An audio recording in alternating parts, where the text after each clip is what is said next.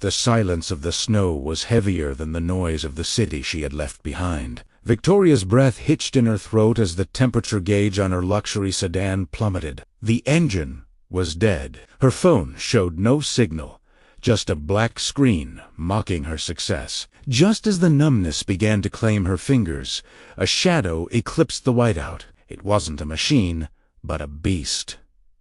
A massive horse cutting through the drift, and atop it, a man who looked like he was carved from the mountain itself, his eyes sharp enough to cut through the storm. The wind didn't just blow in Montana. It screamed. It tore through the canyons of the Bitterroot Range, with a violence that made the ancient pines shiver and bow in submission. For Victoria, sitting behind the wheel of a car that cost more than most people earned in a decade, the wind sounded like judgment. She gripped the leather steering wheel so tightly her knuckles had turned as white as the snow piling up against the windshield. She shouldn't have taken the shortcut. The GPS had promised to shave 40 minutes off her drive to the investor retreat in Missoula. But the GPS didn't understand what a mountain blizzard could do to a paved road in 20 minutes flat. The luxury sedan, a marvel of German engineering, was now nothing more than a very expensive paperweight stuck in the drift. The heater had died 10 minutes ago. The silence that followed the engine cutting out was deafening. Victoria checked her phone for the 100th time. No service. Of course, there was no service. She was in the middle of nowhere, surrounded by trees that looked like jagged teeth against the gray sky. She felt the cold first in her toes, a dull ache that was slowly turning into a dangerous numbness. She was wearing a trench coat designed for Chicago autumns, not a survival situation in the Rockies. Panic, which she had been holding back with sheer willpower, began to claw at her throat. She closed her eyes. Was this it? Was this how the story of Victoria Sterling, the youngest CFO in her firm's history, ended? Frozen to death because she was too impatient to take the highway? The wind howled louder, shaking the frame of the car. Victoria huddled into herself, pulling her knees to her chest. She watched her own breath fog the air inside the cabin. Then she heard it. It was a sound distinct from the wind, a rhythmic crunching. Heavy, deliberate. She wiped the frost from the side window with a trembling hand.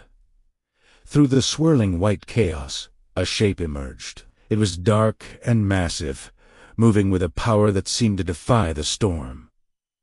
A horse. It was a black quarter horse, its coat thick with winter fuzz, its head bowed against the gale. And in the saddle sat a figure that looked more mountain than man. He wore a heavy canvas duster coat coated in ice, a black cowboy hat pulled low, and a scarf wrapped around his face.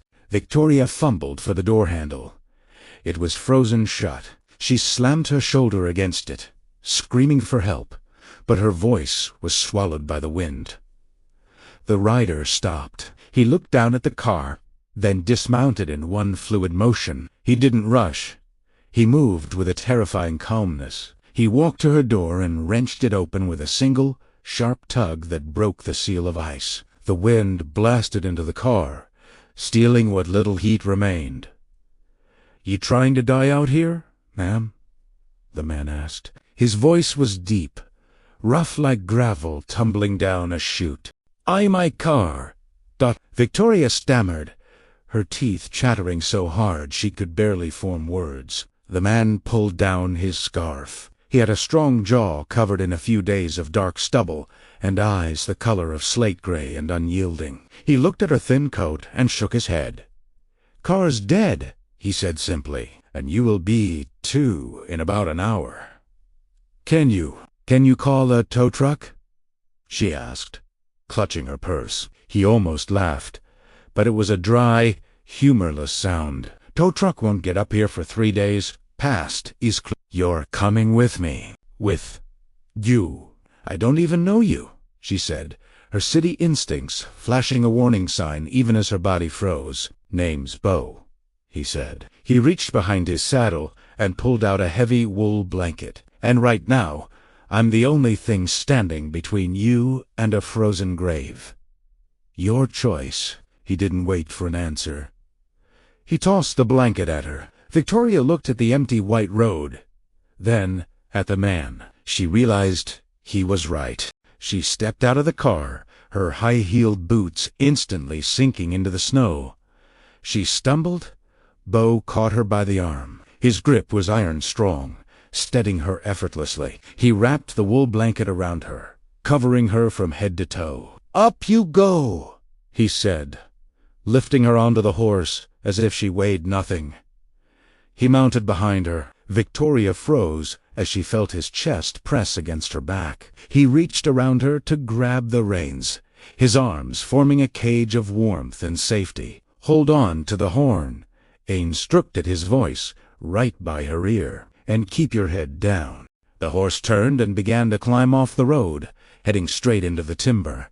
Victoria squeezed her eyes shut. She was terrified, cold, and completely at the mercy of a stranger in the wilderness. But as the horse trudged through the deep snow, she realized something else. The wind couldn't reach her anymore. Beau's body was shielding her from the storm. For the first time in hours, she felt a flicker of heat return to her shivering frame. The ride was a blur of white and gray. Victoria lost track of time. It could have been 20 minutes or 2 hours. She drifted in and out of consciousness, lulled by the hypnotic rhythm of the horse's gait. When they finally stopped, night had fallen. Through the gloom, she saw the warm, yellow glow of a window. It was a cabin. Not a vacation rental cabin with a hot tub, but a structure made of hand-hewn logs, tucked against a granite cliff face that protected it from the worst of the wind. A barn stood nearby, dark and silent. Beau slid off the horse and reached up for her. Victoria tried to move her legs, but they were stiff. She fell into his arms. He carried her. He didn't even bother setting her down in the snow. He kicked the front door open and carried her across the threshold. The warmth hit her like a physical blow. The air smelled of wood smoke, pine resin, and strong coffee. It was the best smell she had ever encountered. He set her down on a worn leather armchair in front of a massive stone fireplace. A fire was already crackling, consuming a thick log. "Stay there!" Beau commanded. He disappeared back outside. Victoria stared at the fire, her mind slowly thawing. The room was sparsely furnished. A heavy wooden table, a few shelves lined with books, a gun rack, and a kitchen area that looked like it hadn't been updated since the 1950s. Beau returned a few minutes later, shaking snow off his duster. He hung his hat on a peg near the door, revealing a mess of dark hair that looked like he cut it himself. "Horse is fed," he muttered. He walked to the kitchen and poured liquid from a blackened kettle into a tin mug. He walked over and pressed the mug into her hands. "Drink. It's bitter, but it's hot." Victoria took a sip. It was black coffee, strong enough to strip paint, but the heat spread through her chest, chasing away the chill. "Thank you," she whispered. "I'm Victoria." "I know," Beau said, crouching down to add another log to the fire. "Saw your ID on the seat when I grabbed your bag." He pointed to her designer handbag sitting on the floor. "You went through my things." She stiffened, a flash of her corporate arrogance returning. Beau looked at her over his shoulder. The firelight danced in his eyes, softening the slate gray for just a second. "I checked to see if you had medication. Some folks carry insulin or heart pills. Didn't want you dying on my rug because I didn't check." Victoria felt foolish. "Oh, I'm sorry. I just ... I'm not used to this." "Not used to what?" Beau asked, standing up and leaning against the mantel. "Surviving." "Not used to being helpless," she corrected him, lifting her chin. Beau studied her for a moment. He looked at her expensive boots, now water-stained, and her silk blouse peeking out from under the wool blanket. "Well, Victoria," he said, saying her name slowly, as if testing the weight of it, "you better get used to slowing down." The radio said this storm is parked over the valley for the next 3 days, and even after that, it'll take the county another 2 to plow the access road. 5 days. Victoria dropped the mug. Luckily, it was empty. I can't be here for 5 days. I have a merger meeting in Chicago on Thursday. I have a life. Beau picked up the mug and set it on the table. Out here, the mountain doesn't care about your merger. The mountain decides when you leave. Best you make peace with that. He turned and walked toward the kitchen. I'm making stew. You eat, then you sleep. We'll figure out the rest in the morning. Victoria watched him go. She was trapped in a cabin with a man who spoke less in an hour than her assistants spoke in a minute. She looked at the window. Outside, the world was nothing but swirling darkness.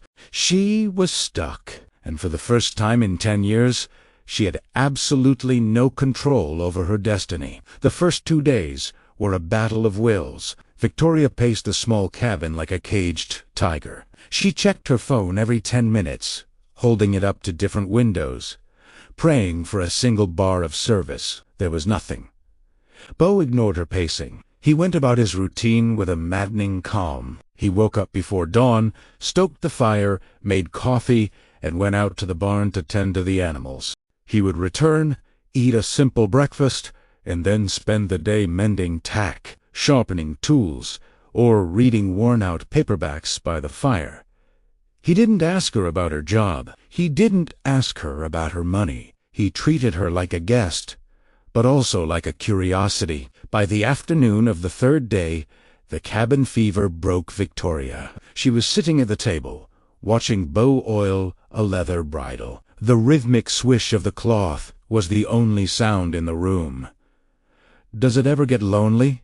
she asked suddenly. Beau didn't look up. "Does what get lonely?" "This." She gestured around the room. The silence. No people. No noise. Just you and the wind. Beau paused. He looked out the window where the snow was finally stopping, leaving a world of pristine, blinding white. Noise doesn't mean company. "Victoria," he said softly, "I've been to the city once. Denver. Never felt more alone in my life than I did standing on a sidewalk surrounded by 1,000 people who didn't look each other in the eye." Victoria looked down at her hands. "It's not like that. It's single quotes. It's ... important.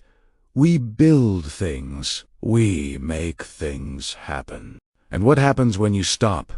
Beau asked. He set the bridle down and looked at her fully. "If you stopped working tomorrow, who would call you just to hear your voice? Not to ask for a signature or a meeting. Just to ask how you are." The question hung in the air, like smoke. Victoria opened her mouth to answer, to list her friends, her colleagues, but the names died in her throat. Her assistant? No. Her business partner? No. Her ex-boyfriend who broke up with her because she checked emails during dinner? Definitely not. "I... ... she faltered. Beau stood up. "Come on, put your boots on. Storms broke. I need to check the fence line." "You want me to help?" she asked, surprised.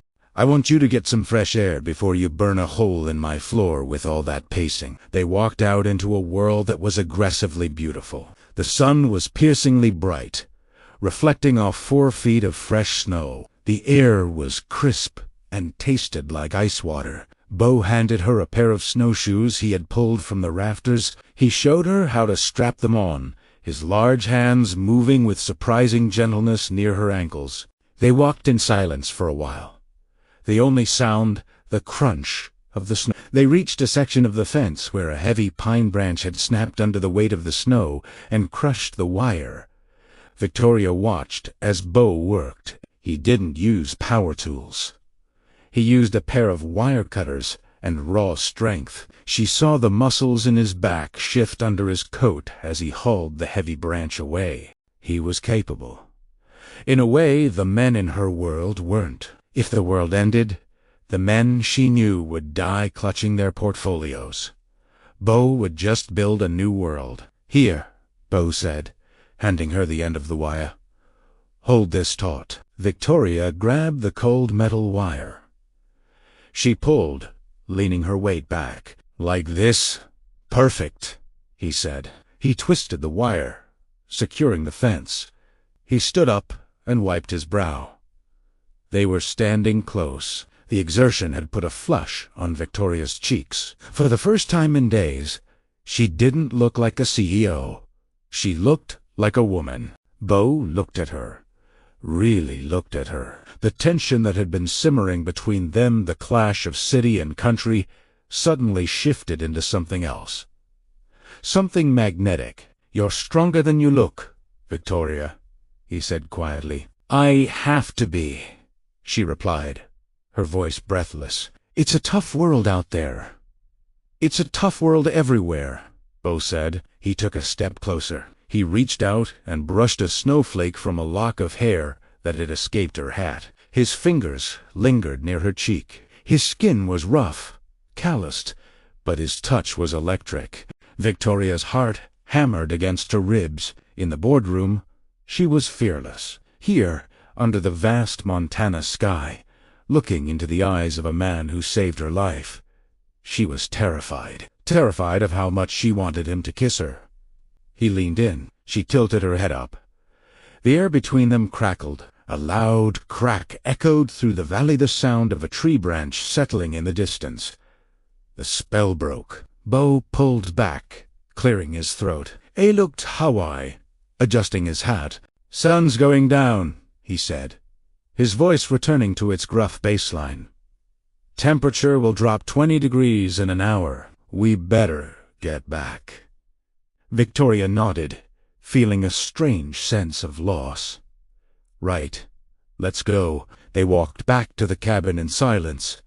But it was a different kind of silence. It wasn't the awkward silence of strangers anymore. It was the heavy, charged silence of two people who had almost crossed a line and weren't sure if they should have. That evening the dynamic in the cabin shifted. Victoria didn't sit in the chair.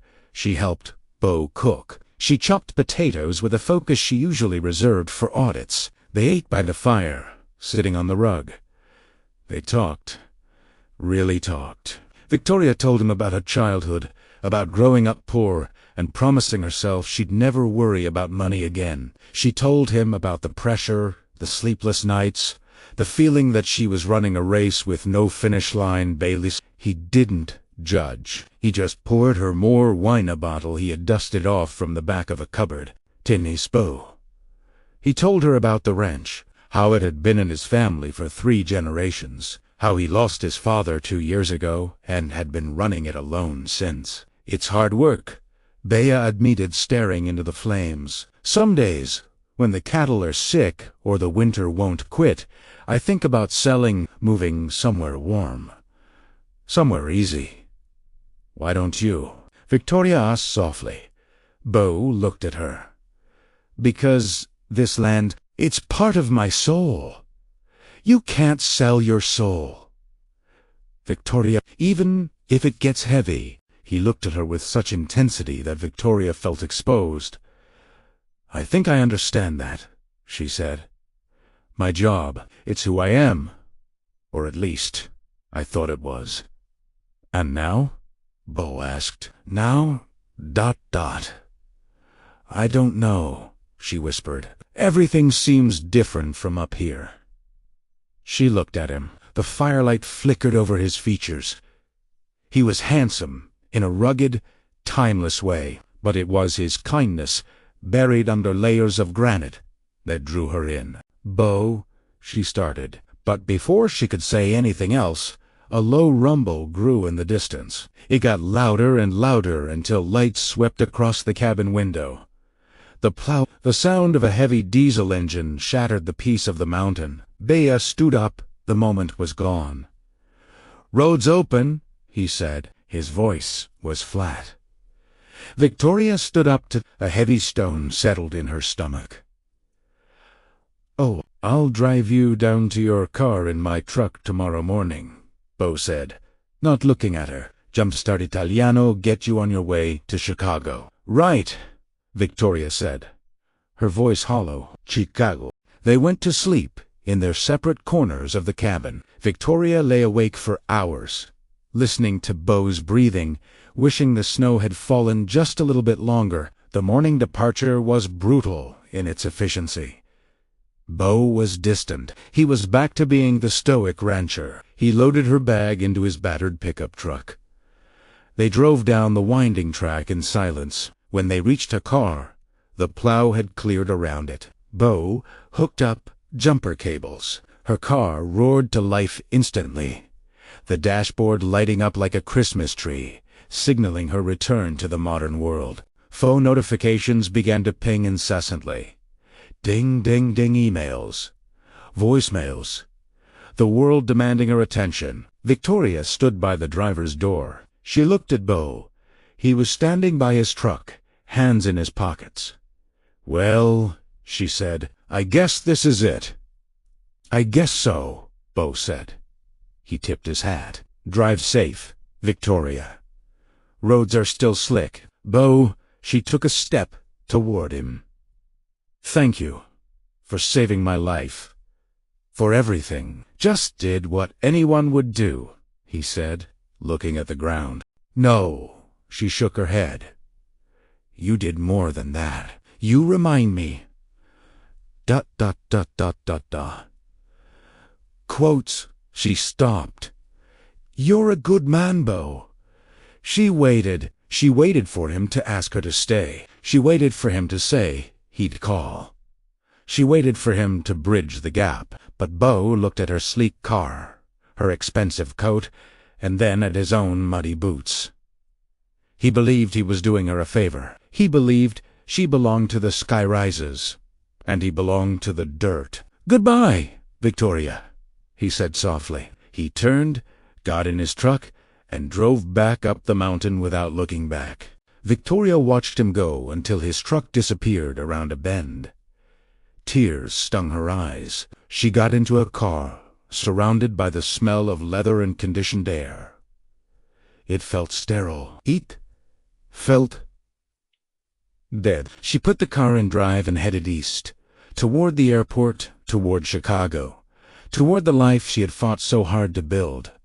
Chicago was gray, not the beautiful, dramatic gray of the Montana storm, but a dirty, slushy gray. Victoria sat in a corner office on the 45th floor. The merger had gone through. Her bonus was astronomical. Her colleagues were popping champagne in the conference room. She stared out the window at the endless grid of the city. It had been 3 weeks.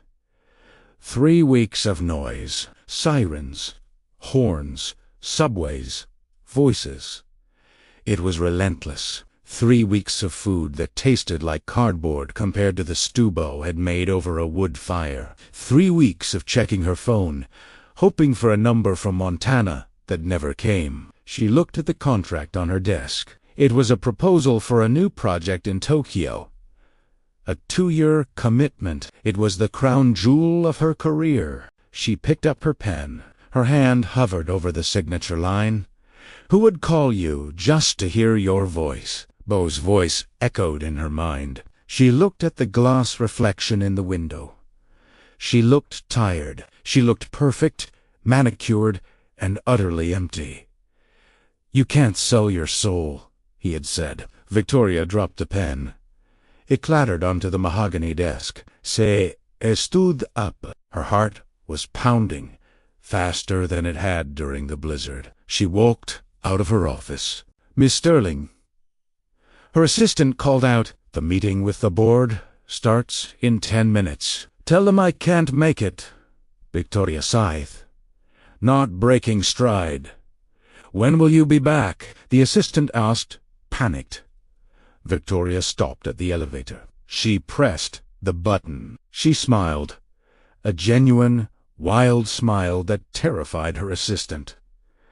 "I won't be," she said. The drive back to Montana took 2 days.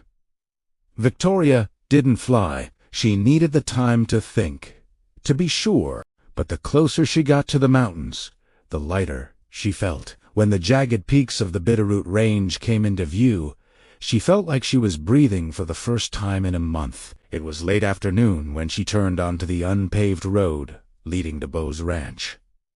The snow was melting now. Patches of green grass were pushing through the white. She reached the cabin. It looked exactly the same. Smoke curled from the chimney. Victoria's heart was in her throat. What if he rejected her? What if? She was crazy. She parked the car and stepped out. She wasn't wearing her trench coat or her heels. She was wearing jeans and sturdy boots she had bought in Missoula. She walked toward the barn. She heard the sound of a hammer striking wood. Beau was there, fixing a rail on the corral. His back was to her. He looked the same broad shoulders, capable hands. "You missed a spot," she called out, her voice trembling slightly. Beau froze. The hammer stopped mid-swing. He turned around slowly, as if he was afraid he was imagining things. When he saw her, the color drained from his face, then rushed back in a flush. He dropped the hammer. "Victoria!"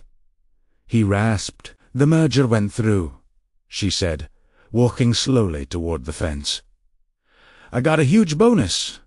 They offered me Tokyo." Beau watched her, his chest rising and falling rapidly. "So what are you doing here?" "I quit," she said simply. Beau's eyes widened. "You, ... you. What?" "I quit," she repeated.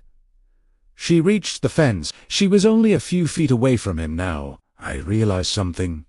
Beau, you were right. It's lonely at the top, and I don't want to be lonely anymore." She looked at him, her soul in her eyes. "I realized that the only time I felt like I was actually living was when I was here. With you." Beau didn't speak. He vaulted over the fence, ignoring the gate. He landed in front of her. "You gave up everything?" he asked, searching her face. "I didn't give up anything." Victoria smiled, tears pooling in her eyes. "I came to find everything." Beau let out a sound that was half laugh, half sigh. He reached out and pulled her into him, his arms wrapped around her, lifting her off her feet. Quizeth, her. It wasn't tentative like the moment in the snow. It was desperate, passionate, and full of a promise that would last a lifetime. He tasted like coffee and pine and home. When he finally pulled back, he rested his forehead against hers. "I thought I'd never see you again," he whispered. "You're stuck with me now, Cowboy," she laughed, wiping a tear from his cheek. "I hope you have enough firewood." Beau smiled, the first true, wide smile she had ever seen on him. It transformed his face, making him look younger, lighter. "For you, Victoria," he said, looking at the mountains that surrounded them. "I'll chop down the whole damn forest." Victoria leaned into him, listening to the steady beat of his heart. The wind blew through the trees, but it wasn't screaming anymore. It was singing. "Say, was home."